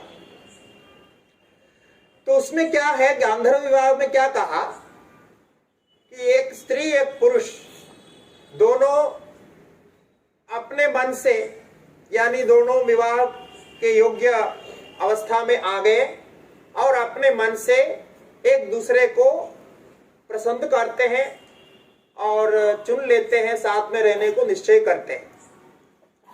उस स्थिति में ये कहा गया कि उस स्थिति में उनका क्या बने, क्या उनका वो क्या आगे क्या करेंगे, कैसे जिएंगे, और आपको जैसा जाति वर्ण आदि को लेकर के ये सब जो देखना है और जो विधान देखना है, तो ये सब जरूरी नहीं है, ऐसा कहा गया।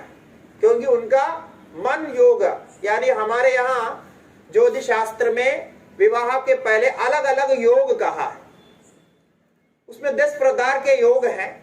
उनमें से एक मुख्य योग माना गया है मनोयोग, यानी मन प्रसन्न हो जाना, दोनों अत्यंत परस्पर स्वीकार करना, प्रसन्न से स्वीकार करने को एक योग माना गया है। तो उसमें यह कहा कि मन योग यदि पूर्ण हो जाता है तो बाकी योगों को देखने की आवश्यकता नहीं है, आप कर सकते हैं, लेकिन एक शर्त पर कि उसके बाद जो भी परिणाम होगा, अच्छा होगा या बुरा होगा, अच्छा भी हो सकता है या कभी कभी और कठिनाई भी हो सकता है, उसके लिए परिवार वालों को जिम्मेदार नहीं ठहराएंगे और फिर परिवार वालों से आश्रित नहीं रहेगी, ये कहा गया। दूसरी बात, अब वो समाज की दृष्टि से हम कहते समय ये भी कहना चाहिए कि ये सब कुछ होता हुआ भी ऐसे बहुत कम घटनाएं देखने को मिलते हैं पहले कि कोई और जाति के, कोई और वर्ण के व्यक्ति, पुरुष और वर्ण के महिला से या विवाह, कन्या से विवाह किया हो या प्रसन्न करके गांधर्व विवाह रखा, ऐसे किया हो, ये बहुत कम देखने को मिलते हैं। कोई ऐसे प्रसिद्ध कथा भी हमको नहीं मिलता है। तो परस्पर वर्ण को उस समय सामाजिक रूप से स्वीकार ही किया था, इसलिए ये उचित है। आप प्रेम करते भी हैं, प्रेम करने में कोई रुकावट नहीं, वो कर सकते हैं। करने पर आप ये ध्यान रखें कि ये हमारे जैसे संस्कार के हैं, ये हमारे ही वर्ण के हैं, हमारे जीवन शैली के साथ चलेगा कि नहीं चलेगा, ये देखना चाहिए। इससे आगे जो परिणाम, जो हमने बोला संतति परंपरा इत्यादि के परिणाम में बहुत असर होता है। नहीं तो यदि संघर्ष होगा तो खतरा है। आप अभी भी हमारे देश में ऐसे बड़े बड़े नेता भी हैं, आप देख सकते हैं, मैं नाम नहीं ले रहा हूं, आप जानते हैं, जो संघर्ष है और इसके कारण उनका दिमाग कैसा चलता है, कैसे व्यवहार करते हैं, आप जानते हैं। तो ये एक बड़ा बुरा असर है, यानी ये शास्त्रीय कारण है, ऐसा ही होता है। और बहुत दूर का संघर्ष हो, बिल्कुल अलग अलग संस्कार का संघर्ष हो, तो उनके मन में स्प्लिट पर्सनालिटी करके एक प्रॉब्लम होता है साइकोलॉजी में, स्प्लिट पर्सनालिटी। इसका अर्थ है कि द्विधा व्यक्तित्व होता है, 2 प्रकार का व्यक्तित्व। आप भरोसा नहीं कर सकते, ये कभी इस प्रकार कहेगा, कभी उस प्रकार कहेगा, कभी ऐसे कहेगा, कभी वैसे कहेगा। ऐसा होने की संभावना अधिक रहती है, इसलिए ये सब ध्यान में रखते हुए आप उस पर कर सकते हैं। और माता पिता की अनुमति इत्यादि है। और महाभारत में आप कई कथा देख सकते हैं, वहां तो पहले स्वयंवर विवाह की भी एक प्रथा थी। स्वयंवर विवाह मन वहां कन्या अपने आप अपने पति को चुन सकती थी, सब राजाओं को बुला करके, जैसे आप द्रौपदी के विषय में अनेक कथाएं हैं स्वयंवर विवाह। तो आजकल तो स्वयंवर विवाह तो नहीं है, वो बंद हो गया, अभी यही चल रहा है। लेकिन इसके लिए ऐसा जो माता पिता की बात कर रहे हैं, मैंने भी कई माता पिताओं को बोलते हुए सुना कि अभी बच्चे अपने आप ही चयन करके आते हैं, हम तो फिर शादी करा देते हैं। तो आजकल भी 2 दिन इधर आने के बाद भी 2 फोन आया मेरे पास, क्योंकि आजकल कोई काउंसलर मिलता नहीं उनको। तो ऐसे संत लोगों से बात करते हैं, स्वामी जी क्या करना चाहिए, वो भी दुविधा में आ जाते हैं, ये सही होगा कि गलत होगा, भविष्य क्या होगा, ये सब। तो मैं क्या कहता हूं कि जो प्रेम हो गया हो, कुछ भी हो गया हो, आप उनके ज्योतिष के दृष्टि से सब देख लीजिए, और कुंडली मिल रही है और सब कुछ ठीक है, ये देखने के बाद ही आप करिए तो अच्छी बात है। यदि नहीं है तो आपके ऊपर है, करने वाले के ऊपर है, और रिस्क है, वो आगे जाके कुछ भी हो सकता है। और इसलिए उसको इस प्रकार से रखा जाए। अभी एक बहुत लंबा एक प्रश्न है, 2 पृष्ठ का, ये तो अभी नहीं लिख पाएंगे।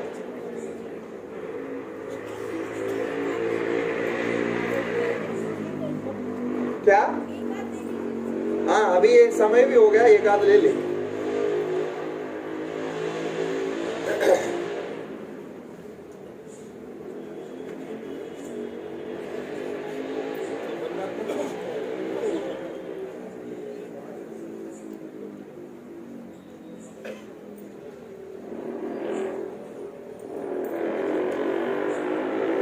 एक प्रश्न है, जब हमें पता चल गया था कि हमारे पारिवारिक ग्रंथ बड़ी मात्रा में नष्ट किए गए, तो उनके पुनर्रचना के लिए हमारे मांग का और तीर्थ संस्थान द्वारा क्या प्रयास किए गए? अच्छा, उनको पुनर्स्थापित कर पुनर्रचना के लिए क्या व्यवस्था किए गए हैं, ये पूछ रहे हैं। तो बहुत सारे हमारे ग्रंथ नष्ट हो गए हैं। अब ये तो सत्य बात है, बहुत सारे ग्रंथ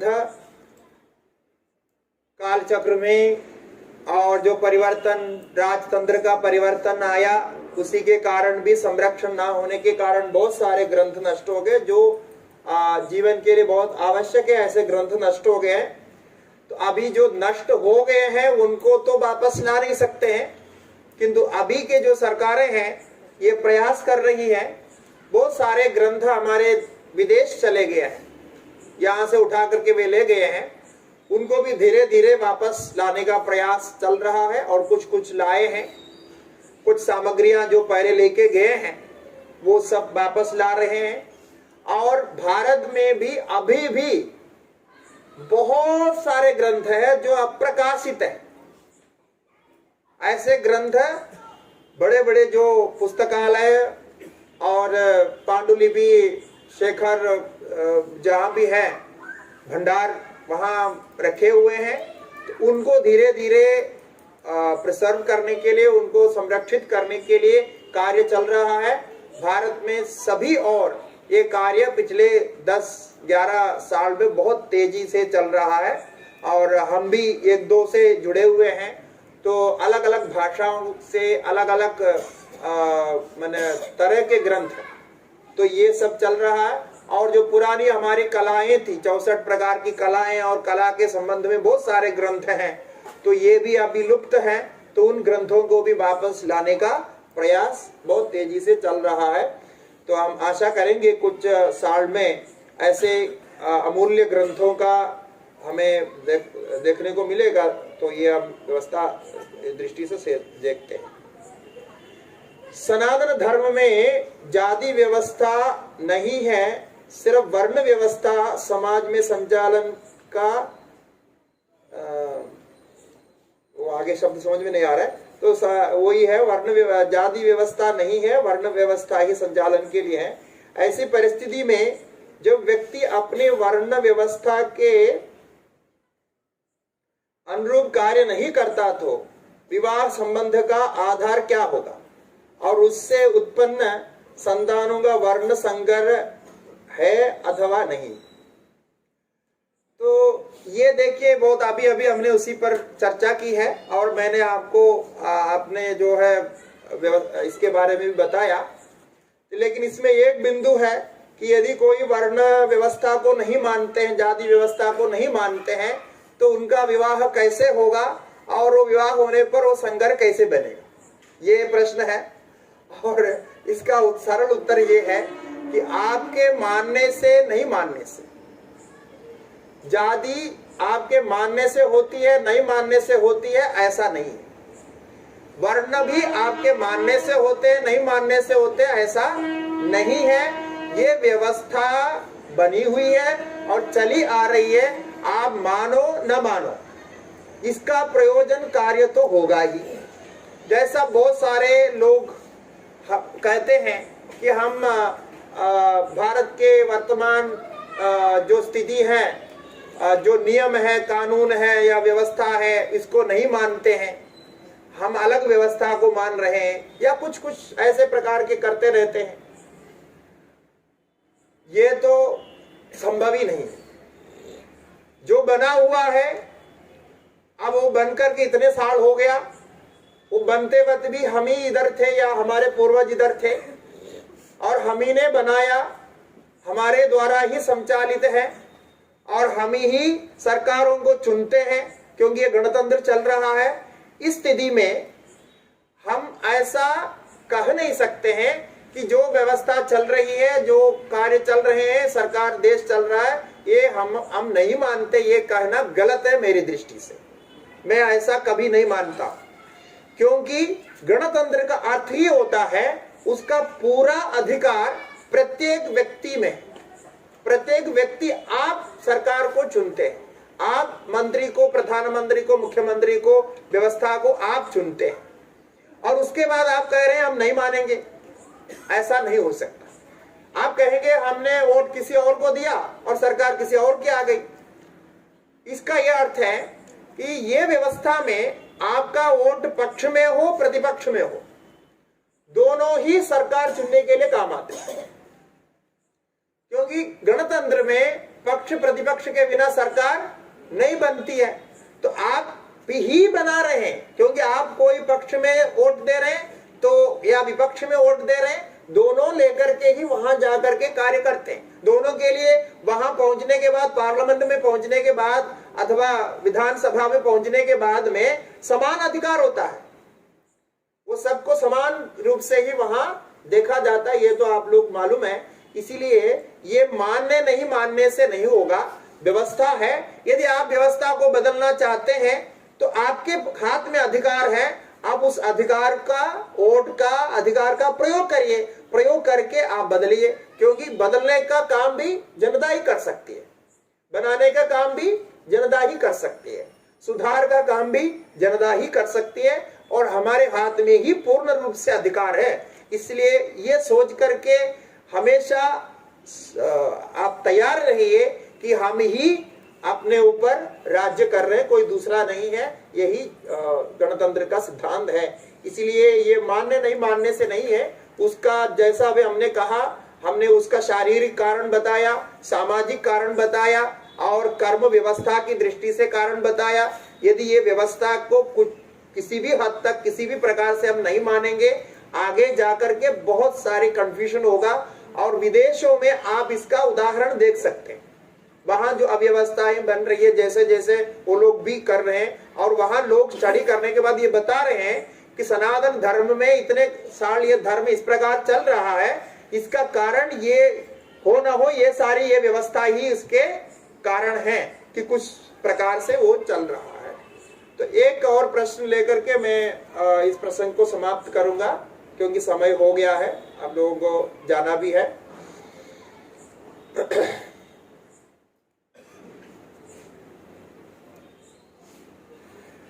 तो एक प्रश्न है कि हर पुरुष के साथ महिला का होना आवश्यक है, तो सन्यासी हो जाते हैं या विवाह नहीं करते हैं तो उनको क्या होता है?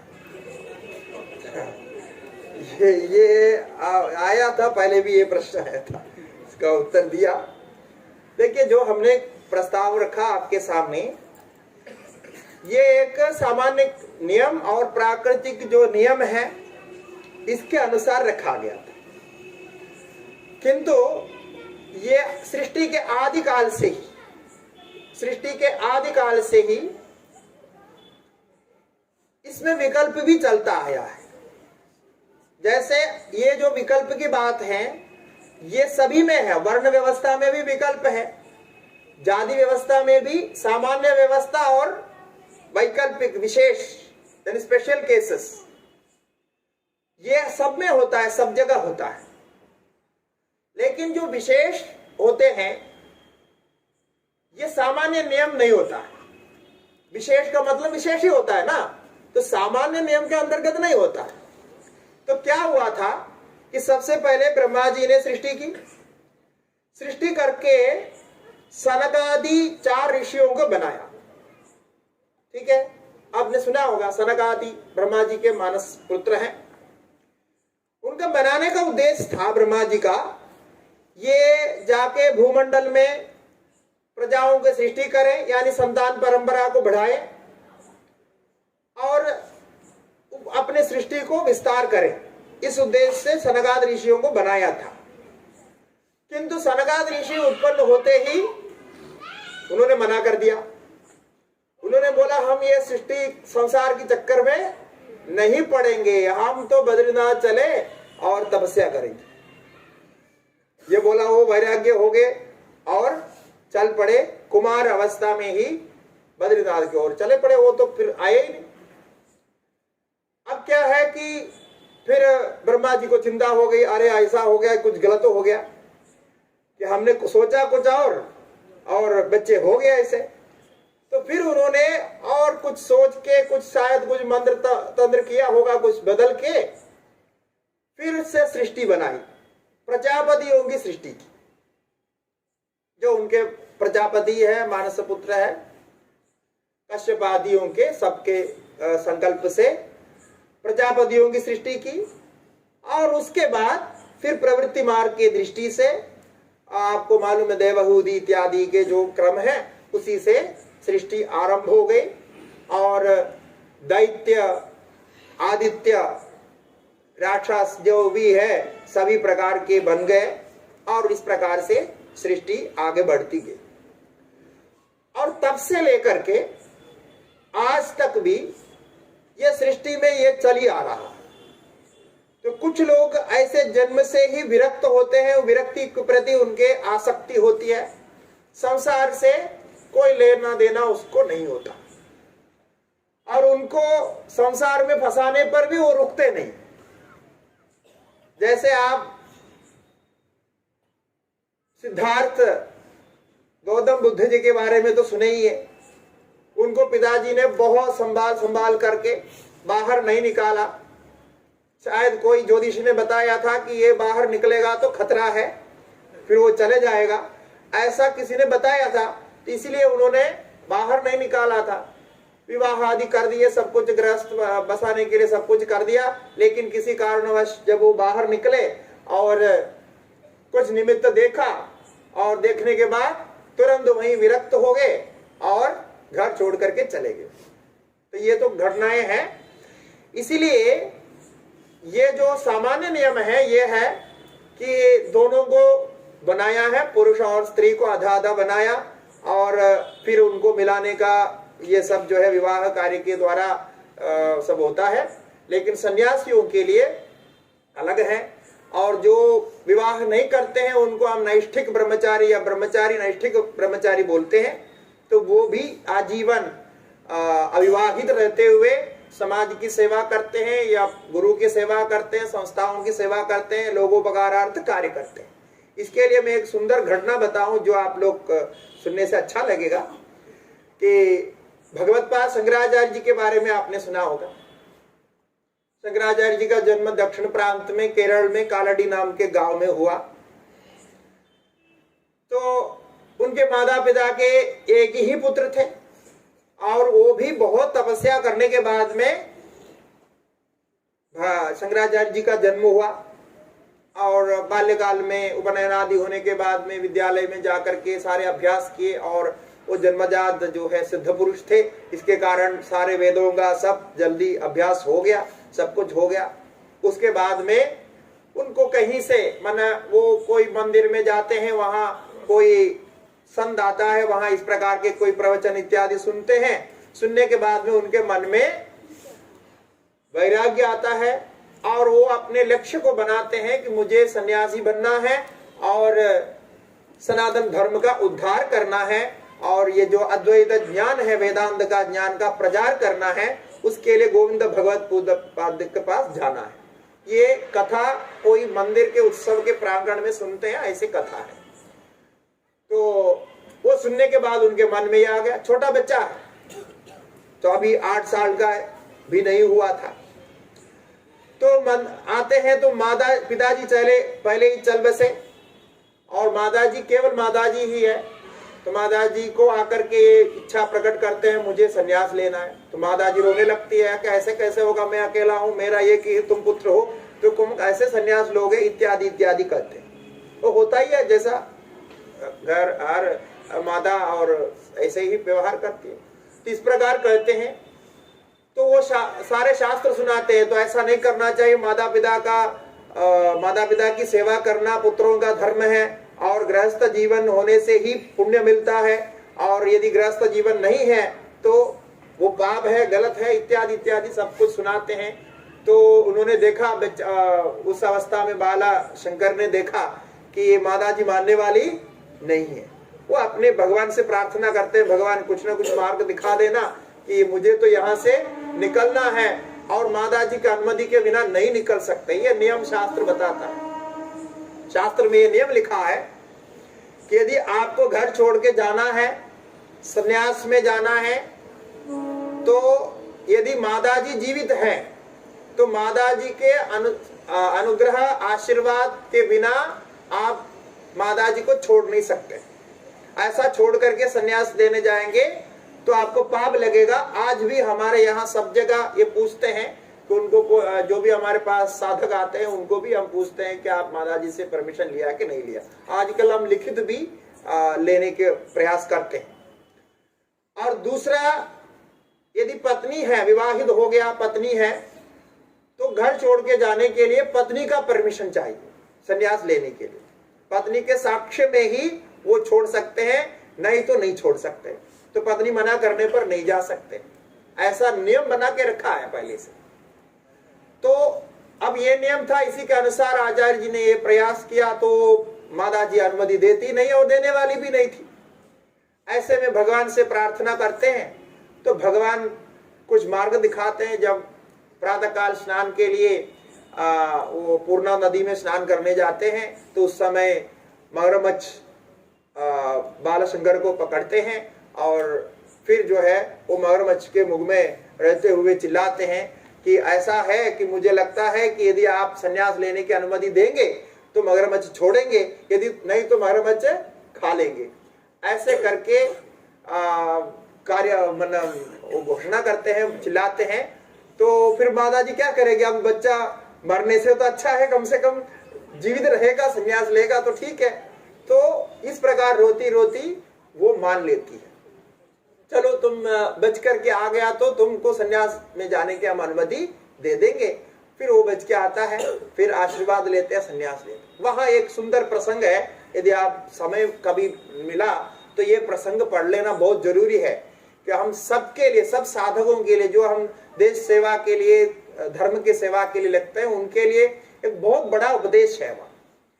वहां क्या है कि बाद में आते हैं और सभी से अनुमति लेते हैं, विधिवत जो भी गृह त्याग के लिए जो भी विधि है, पहले कुल देवता की पूजा करना इत्यादि इत्यादि जो भी है, सब कुछ करने के बाद जब बाल शंकर निकलते हैं ओंकारेश्वर के लिए, तो माता जी पूछते हैं कि देखो क्या होगा मेरा, अब तुम तो चले जा रहे हो, अब मैं अपने आप भी बीमार हूं, और माता की सेवा नहीं करते हुए तुम जो जा रहे हो इसका तो पाप तुम्हें लगेगा, इस पर मुझे बहुत दुख है। यानी माता की सेवा नहीं करने के कारण जो दोष तुम्हें लगेगा, ये दुख है मेरा। और माता की सेवा करने से स्वर्ग प्राप्त होता है, बड़ा फल होता है, ये शास्त्र में कहा गया है। उस फल से भी तुम वंचित रहोगे, ये मेरा दुख है। ऐसे माता जी कुछ वदन कहती है वहां शंकर दिग्विजय। तब शंकराचार्य जी एक उत्तर देते हैं। शंकराचार्य जी कहते हैं कि क्या आप ये सोचती है कि मैं जो जा रहा हूं, क्या मैं अपने लिए जा रहा हूं, मैं अपने निज स्वार्थ के लिए जा रहा हूं? कदापि नहीं, मैं अपने निज स्वार्थ के लिए नहीं जा रहा। मैं आप जैसे हजारों हजारों माताओं की सेवा के लिए जा रहा हूं। यहां रहेंगे, यदि आपका तर्क ही मान लो तो यहां रहेंगे मैं एक माता की सेवा कर सकता हूं, लेकिन मैं घर से निकलूं, मैं संन्यास लूं और धर्म के मार्ग पर चलूं, तो मैं आपके जैसे हजारों माताओं की, देश के हजारों माताओं की सेवा कर सकता हूं। और हमारी जो सनातन धर्म है, संस्कृति है, ये हमारी सबसे बड़ी माता है। तो इस मादा की भी मैं सेवा कर सकता हूं। तो आप सोचना, आपको एक मादा की सेवा की चिंता है, यदि उस स्थान पे मुझे हजारों मादा की सेवा का फल यदि मुझे प्राप्त हो जाए तो आप प्रसन्न नहीं रहेंगे? तो मादा कहती है बिल्कुल सही है, यदि यही तुम्हारा मार्ग है तो बिल्कुल सही है। वो स्वीकार करती है। ये बहुत अच्छा भाव वहां प्रकट करते हैं। तो ये धर्म की सेवा से, धर्म की रक्षा से अपने जीवन, वो वहां वचन देते हैं कि मेरे जीवन का एक क्षण भी मैं कभी व्यर्थ नहीं छोड़ूंगा। यदि वो एक क्षण भी मैंने व्यर्थ छोड़ दिया तो वो मेरा पाप का प्रवेश द्वार होगा। ऐसे वजन लेकर के वहां से निकल। देखिए, एक 8 साल का बच्चा है, क्या विवेक है, क्या उनके जन्म सिद्ध वो सामर्थ्य है। तो हम सब जो देश सेवा में और समाज सेवा में आते हैं, सो हम सब अपने माता पिता को छोड़ करके आए हैं। माता पिता अपने अपने स्थिति में, कोई अच्छे हैं, कोई परेशान है, कई कारण हो सकते हैं, लेकिन एक त्याग तो करना ही पड़ता है। त्याग के बिना आगे कोई बड़ा कार्य हो ही नहीं सकता। तो ये त्याग जो माता पिता सहन कर सकते हैं अपने पुत्र की जो सेवा, पुत्र से प्राप्त होने वाले जो सुविधा, उसको यदि माता पिता सहन कर सकते हैं तो वो देश के लिए, धर्म के लिए बहुत बड़ा होता है। तो ऐसे ही आप स्वामी विवेकानंद जी को देखिए, एक महापुरुष, पूरे विश्व में क्या क्या दिखाया और हमारे इस सनातन धर्म के ज्ञान को उन्होंने पूरे विश्व के पटल पर पहुंचाया। और भगवान मानो वेदव्यास जी और भगवान श्री कृष्ण और श्री राम आदि भगवान पहले तो रहे वशिष्ठ आदि ऋषि, और उनके बाद यदि देखें तो भगवान शंकराचार्य जी, और उसके बाद यदि हम उस क्रम में देखेंगे तो विवेकानंद स्वामी जी ने बहुत बड़ा काम किया। तो ये सब जो है ऐसे ही त्याग करने से ही हुआ। आप उनके निजी जीवन, विवेकानंद स्वामी जी के जो पारिवारिक, मानो उनके जो घर के बारे में पारिवारिक संबंध, जो उनके जीवन देखेंगे तो उनके परिवार में बहुत कष्ट से गुजरा है। बहुत सारी घटनाएं आप शायद जीवन चरित्र में पढ़े होंगे। तो ये सब हुआ, लेकिन ऐसा करने से ही, ऐसा करना पड़ता है कभी कभी, ऐसा नहीं कि हर जगह ऐसा होता है, करना पड़ता है। तो करने से इस प्रकार का एक महान फल प्राप्त होगा, और धर्म की रक्षा के लिए इस प्रकार का, कई प्रकार का त्याग आवश्यक है। तो इन्हीं शब्दों के साथ मैं बहुत ही प्रसन्न हूं कि इस प्रकार यहाँ आना हुआ, और 3 दिन तक ये सत्र, विचार विमर्श का ये सत्र, सारे विषयों को लेकर के, वेद, वेदांत, स्मृति, धर्म और जीवन, सभी को लेकर के, सभी को स्पर्श करते हुए हम लोग चिंतन किए, और सभी को अपने जीवन में इन कार्यों को आगे बढ़ाना है। आप लोग सब साधक हैं, जीवन कैसे चलाना आप जानते हैं। तो आप बिल्कुल निष्ठा से, भाव से इसको आगे बढ़ाइए। और कई कठिनाइयां आएंगे, तो इन कठिनाइयों के साथ ही हमें तपस्या करनी है। तो तपस्या का अर्थ ही होता है कठिनाई, तो ये तो स्वीकारी ही है। तो इस प्रकार आपके सबके जीवन सफल हो, इसी अनुग्रह के साथ भगवान से प्रार्थना करते हुए मैं अपनी वाणी को विराम देता हूं। सभी को ओम नमो नारायणाय, हरि ओम।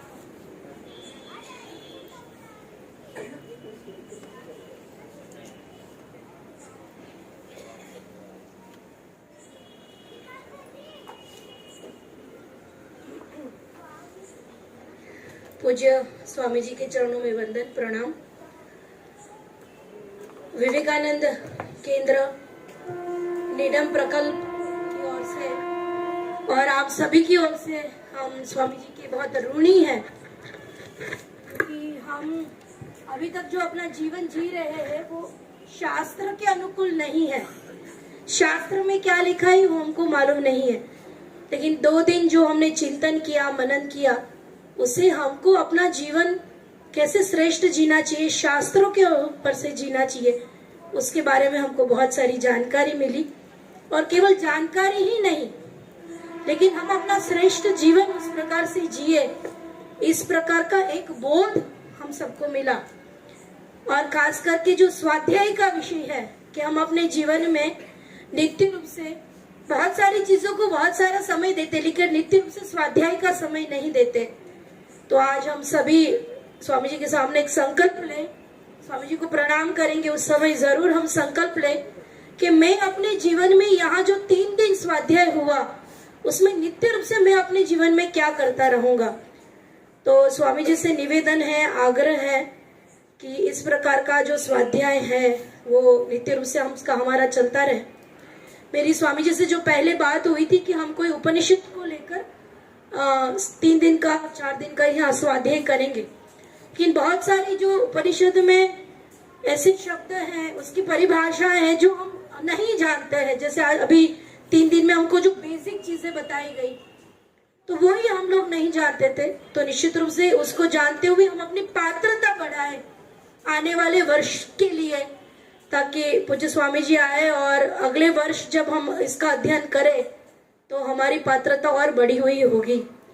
ऐसे ही स्वामी जी से निवेदन है कि इस वर्ष इस प्रकार से आप स्वाध्याय निरंतर हमारा चलता रहे, ऐसे हमको और आशीर्वाद दें। यही आपके चरणों में वंदन है, निवेदन है। धन्यवाद।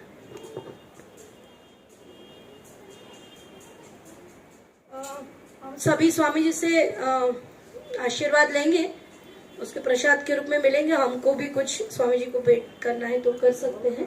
तो हम एक एक करके इस सीढ़ी से आएंगे और प्रसाद लेते हुए हम वापस से इधर से जा सकते हैं।